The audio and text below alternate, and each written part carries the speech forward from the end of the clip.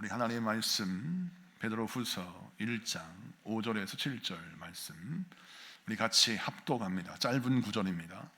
우리 다 같이 합독하겠습니다. 베드로후서 1장 5절에서 7절 다 같이 읽습니다. 시작. 그러므로 너희가 더욱 힘써 너희 믿음의 덕을, 덕의 지식을, 지식의 절제를, 절제의 인내를, 인내의 경건을, 경건의 형제 우애를, 형제 우애의 사랑을 더하라. 아멘.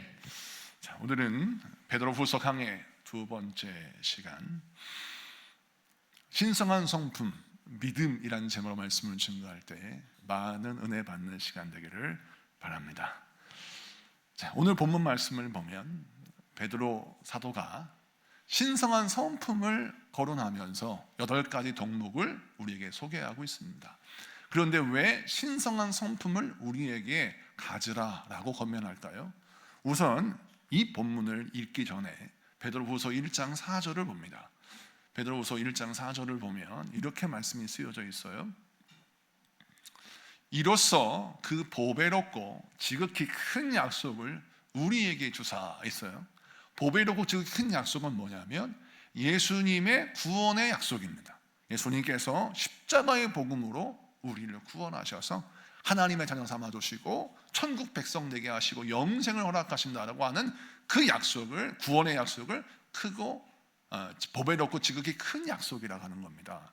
즉 구원의 약속을 주셨어요. 그 약속으로 말미암아 너희가 정욕 때문에 세상에서 썩어질 것을 피하여 신성한 성품에 참여하는 자가 되게 하려 하셨느니라. 되게 하려 하셨느니라 라는 말씀을 잘 보셔요.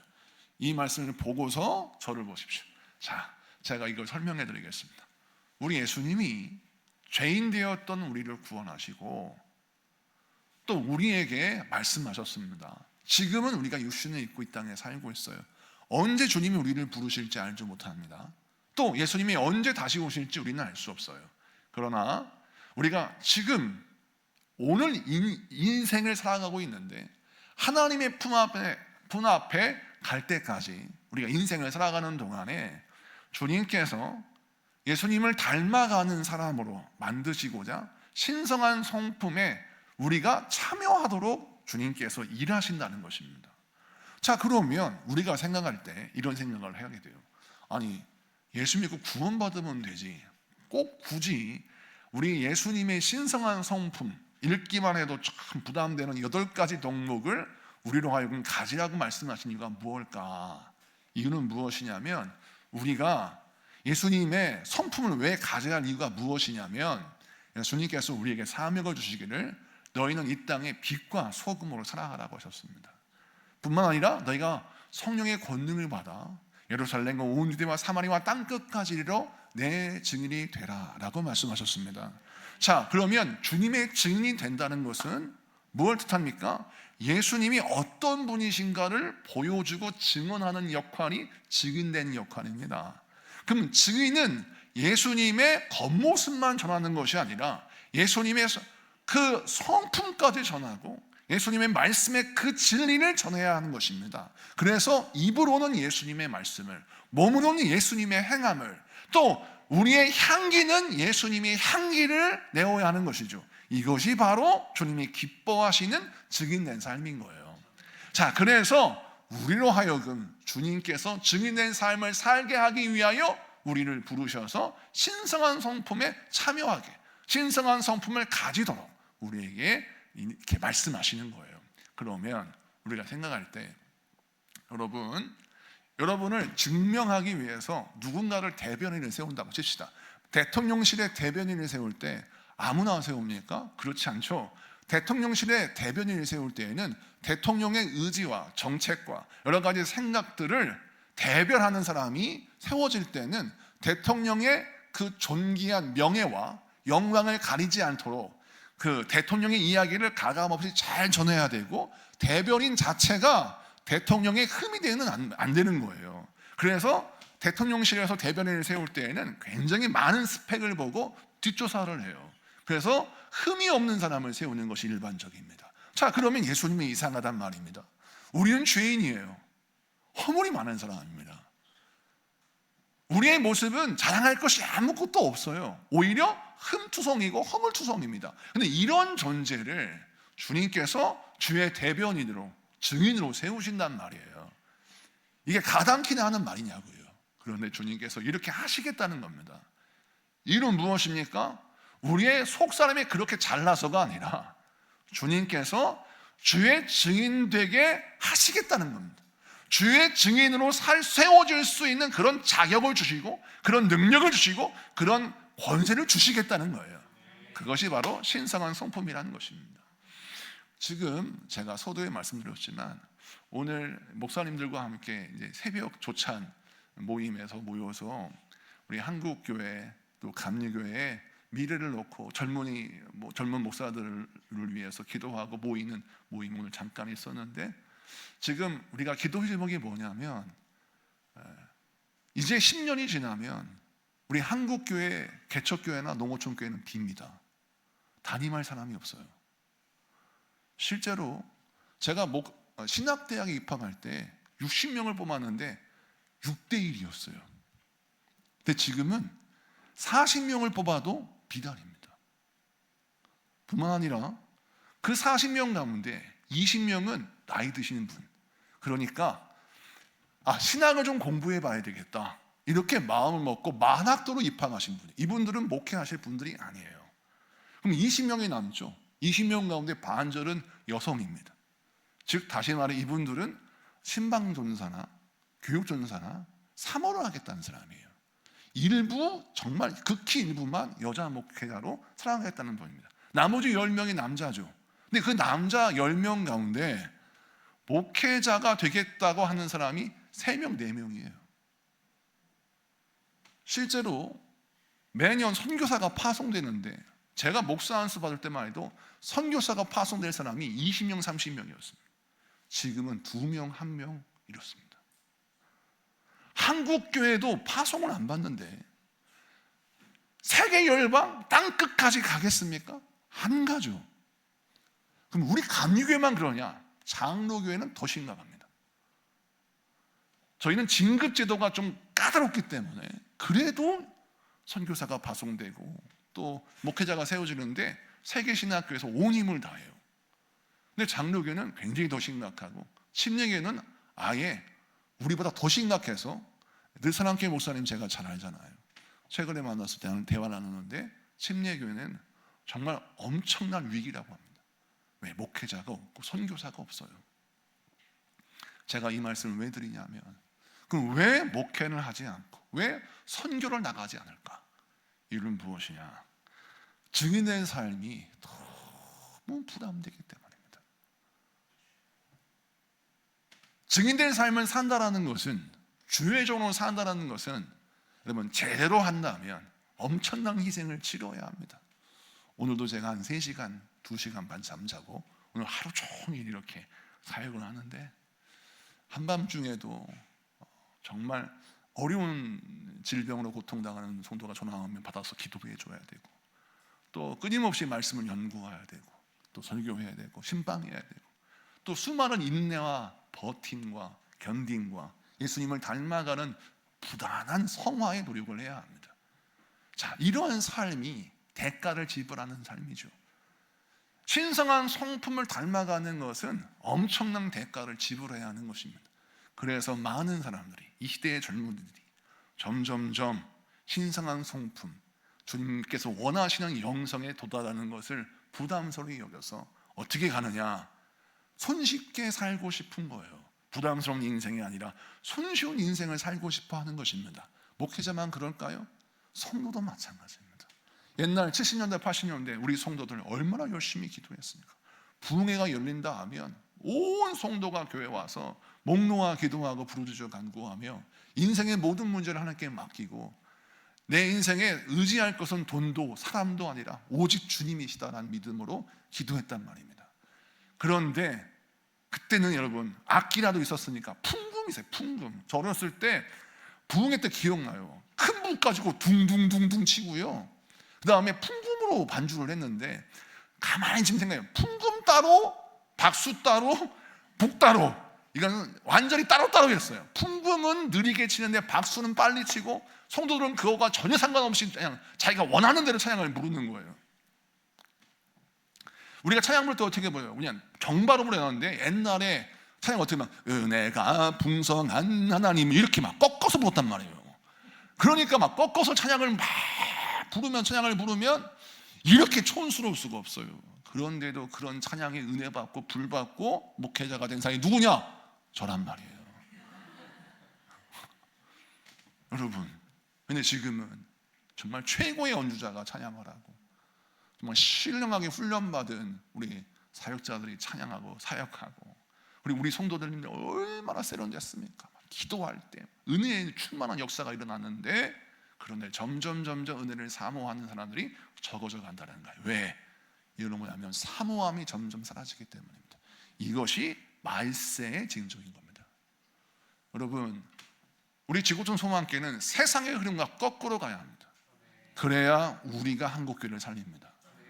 오늘 새벽 예배 마치고 저희 교회에 모인 목사님들, 제가 이름은 말하지 않지만 우리 대전에서 정말 젊은 40대 50대 기수인 목사님들 모여가지고 이 문제를 가지고 심각하게 같이 기도하면서, 우리가 이제 앞으로 이 신학생들 그리고 젊은 목회자들을 위해서 기도하고 중보하고 그들을 위해서 준비해서 정말 이 시대에 많은 선교사가 파송되고 많은 개척교회, 농어촌교회가 일어날 수 있는 그런 다음 세대 리더들을 키우자라고 같이 기도했는데요, 저희가 무슨 능력이 있습니까? 그러나 이런 작은 움직임과 이 작은 역사가 우리 한국교회를 변화시키고 선교사를 세우고 목회자를 세우는 작은 붓씨가 될 줄로 믿습니다. 우리 지구촌 소망교회가 그런 소망을 보여주는 교회가 되어야 합니다. 그래서 우리 교회는 세상과 다르게 은혜를 사모함이 더해지고, 여러분, 이 시대의 마지막 은혜의 보루가 되어서 여러분이 기도하고 중보하였을 때 우리의 작은 몸짓과 간절한 기도를 통하여 하나님께서 역사하셔서 우리 하나님이 이루시는 놀라운 부흥을 이루실 줄로 믿습니다. 그래서 오늘 말씀에 5절에 이렇게 쓰여 있습니다. 그러므로 너희가 더욱 힘써 너희 믿음의 덕의 지식을, 지식의 절제를 이렇게 쭉 말씀하고 있습니다. 이 더욱 힘써라고 하는 말씀을 보면 영어 성경을 보겠습니다. 이렇게 쓰여 있어요. 영어 성경 보니까 더욱 힘써가 말이 뭐냐면 make every effort to add to. 이게 뭐냐면 너희의 모든 every effort, 너희의 가진 모든 노력, 그러니까 그냥 듬성듬성이 아니라 네가 가지고 있는 모든 연력을 다 부어서 어디에? 너의 믿음에 부어라. 자, 그런데 이 말씀을 듣는 상황이 어떤 상황이에요? 베드로 사도가 이 말씀을 증거하는 상황이 예수 믿으면 잡혀 죽어가는 시대입니다. 아니, 예수 믿는 것도 목숨 걸어야 되는데, 아니 숨어서 예수 믿는 것도 쉽지 않은 상황인데 그냥 숨만 쉬어도 눈치가 보여서 어떻게 할 수가 없는 거예요. 너 예수 믿는 사람이지 라고 로마 병정이 오면은 예수 믿는다고 말만 하면 잡혀가는 시대고, 그래서 예수 믿는다는 말을 못 해가지고 숨만 쉬고 숨어 있는데 불구하고 누가 고발하면 잡혀 들어가는 거예요. 그런 시대에, 그 험악한 시대에, 생존이 정말 힘들고 어려운 그런 시대에 베드로 사도가 감당할 수 없는 이야기를 하는 것처럼 보여요. 너의 노력을 더욱 힘쓰라. 뭐에? 믿음에 힘쓰라는 거예요. 이 8가지 성품이 너의 인생에 온전히 이루어지도록 힘쓰라.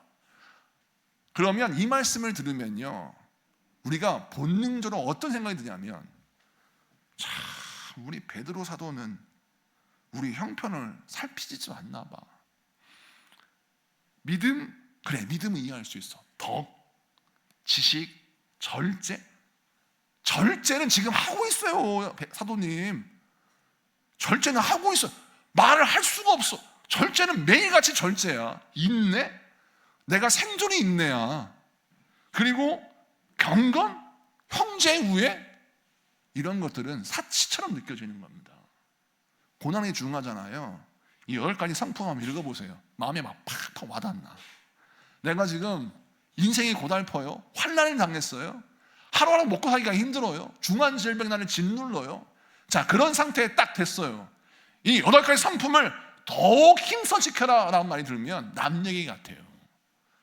나는 하루하루 생존하기 힘든데 무슨 좋은 성품이에요, 이런 생각이 드는 거예요. 이런 상황 속에서 그런 사람들에게 베드로 사도가 너희가 모든 노력을 다 기울여서 신성한 성품을 가져야 된다라고 말씀하시는 거예요. 베드로 사도가 눈치가 없어서 이런 말을 할까요?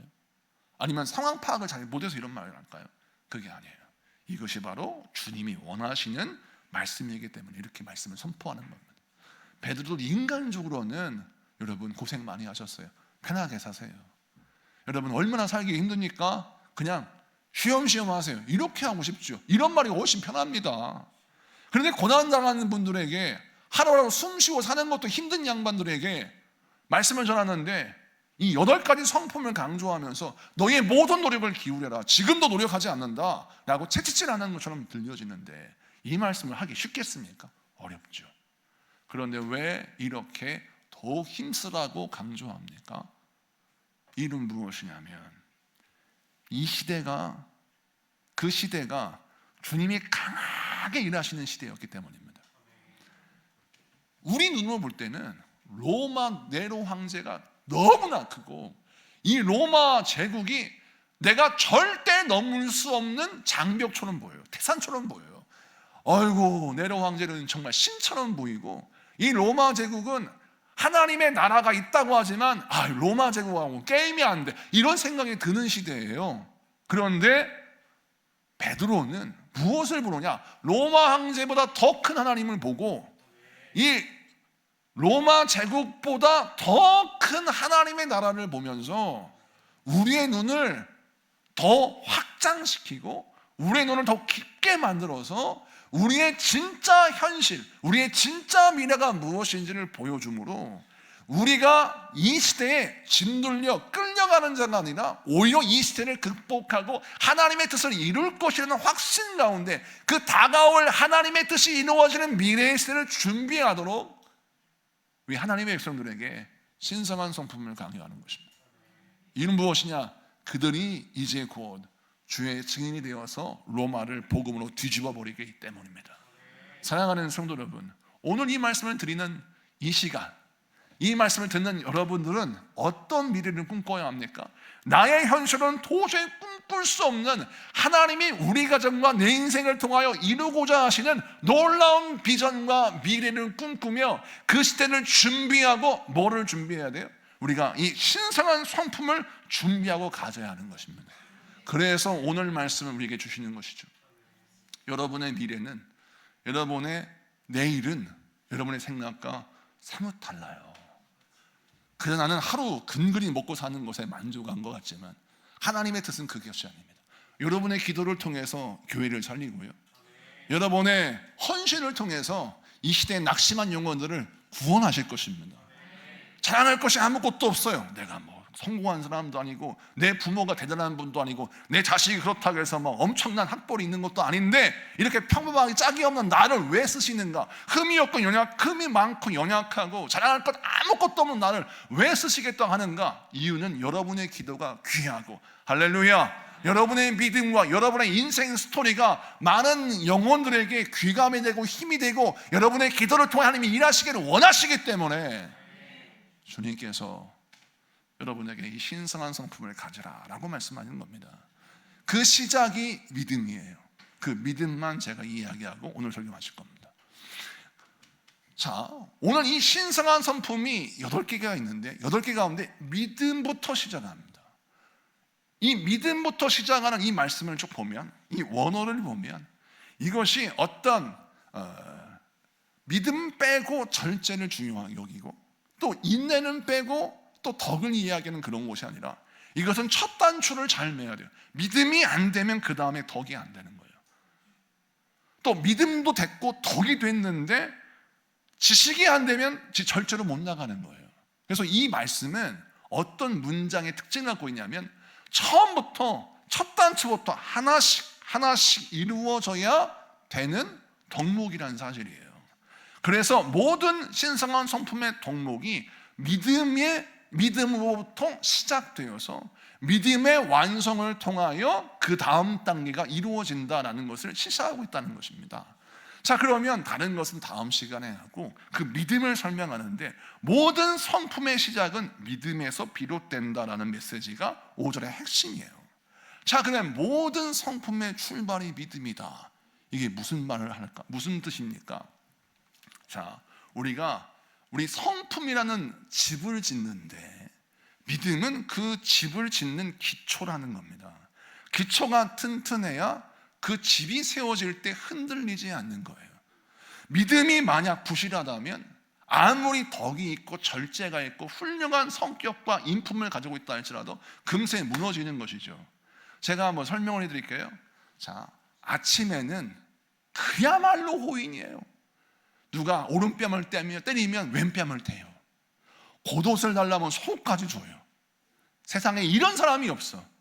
그런데 오후가 되면 이제 에너지가 빠졌어요. 기가 빠져가지고 이제는 난 피곤하다. 근데 오후가 되면 누가 옆에서 김일사님 하고 툭 건들면, 야, 힘들다, 건들지 마.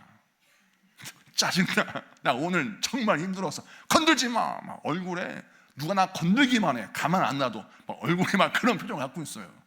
그러다가 저녁에 와서 기도하다가 은혜 받고 다시 성령 충만해서 잠을 자고 다음날 아침에 또 얼굴에 해같이 밝아.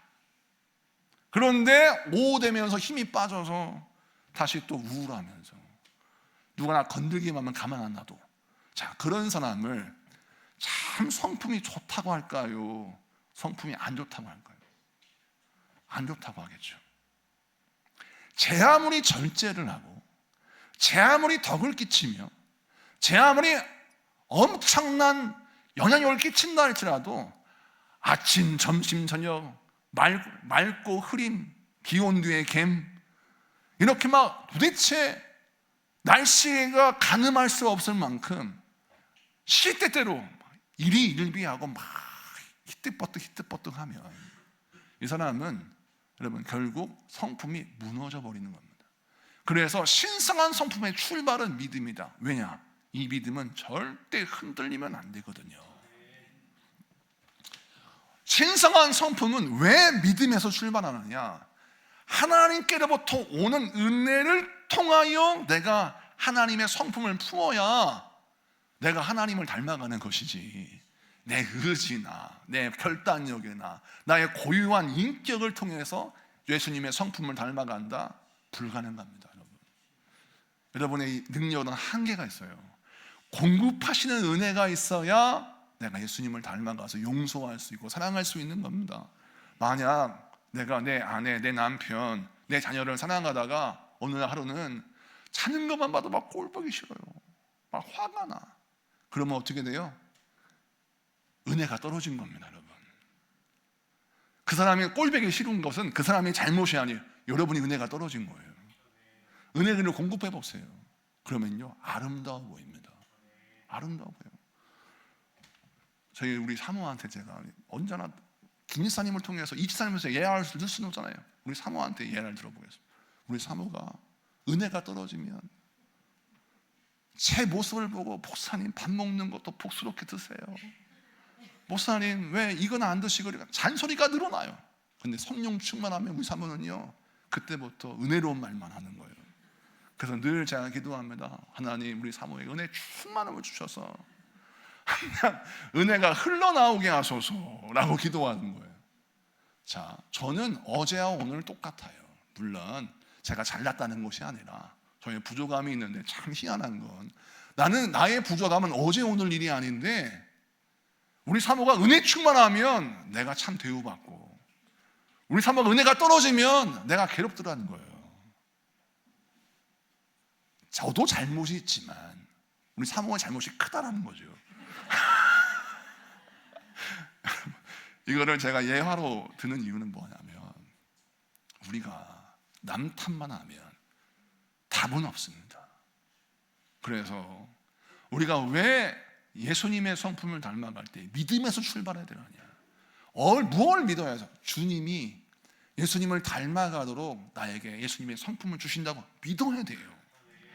나는 절대 예수님 못 닮아요. 저는 원래 성격이 못돼 먹었어요. 저는 절대 못 참아요. 그래도 너를 만들어 가신 주님의 은혜를 믿으라는 거예요. 할렐루야. 그리고 나는 못하지만 주님은 하십니다라는 믿음으로 은혜를 인정하라는 거예요. 그러면 주님이 그 믿음을 통하여 나에게 은혜를 주셔서 나를 세우시고 나를 예수님을 닮아가게 하셔서 예수님의 증인 되게 하신다는 것입니다. 자, 이렇게 믿음이 중요하고, 또 믿음 위에 모든 성품이 세워진 이유는 뭐냐면, 믿음이 흔들리면 아까도 말씀드렸죠, 모든 그동안 힘들게 절제하고 덕을 끼치고 사랑을 행하며 형제 사랑 모든 것을 다 이루었는데 믿음이 흔들리니까 모든 것이 와르르 무너져서 어제와 오늘 다르고 아침과 저녁 다른 사람이 돼버리는 거예요. 그럴 때는 우리가 어떻게 되냐, 내가 흔들리지 않도록 믿음의 굳건히 서서, 예를 들어서 나를 힘들게 하는 사람을 만났다. 그러면 어떻게 해요? 믿음이 발동해야 되는 거예요. 감정이 발동하는 게 아니라. 어떤 믿음이 발동해야 합니까? 주여 이것도 감당하게 하소서, 이렇게 기도하는 것입니다. 주여 이 산도 넘게 하소서, 이렇게 기도하면 이것이 긍정적인 기도입니다. 보세요, 주님 너무 힘들어요 라고 끝나면 안 돼요. 이건 하소연이에요. 이것도 좋은 기도야. 그런데 주여 이 산도 넘게 하소서, 이건 뭡니까? 하나님의 승리를 인정하는 거예요. 하나님께서 이것을 이루시겠다고 확신하는 겁니다. 이 산도 넘게 하소서, 이 시험도 넘게 하소서, 주여 나도 쓰임받게 하소서 라고 꿈과 비전을 담아서 기도하면, 하나님께서 이루심을 인정하며 기도하면, 여러분 앞에 있는 태산도 작은 동산이 지나지 않음을 깨닫게 되는 것입니다. 말씀을 마치고 정리합니다.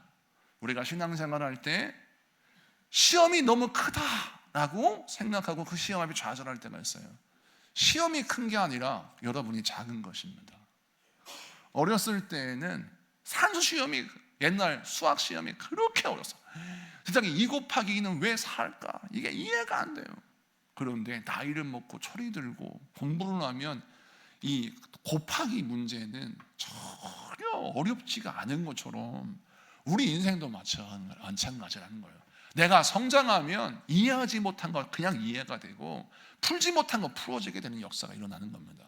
그래서 우리가 어떤 좌우명을 내 마음속에 가져야 하면, 시험이 큰 게 아니라 내가 작은 것이다. 그러므로 내가 성장하면 시험은 극복된다. 그래서 기도의 줄을 어떻게 잡아야 합니까? 주여 이 시험도 통과하게 하소서, 이 고난도 뛰어넘게 하소서, 이 환난도 극복하게 하소서, 하나님 나로 하여금 하나님의 뜻이 이루어지게 하소서 라고 선포하고 기도하면 우리 하나님께 여러분의 기도를 응답해 주실 줄로 믿습니다. 우리 찬양합시다.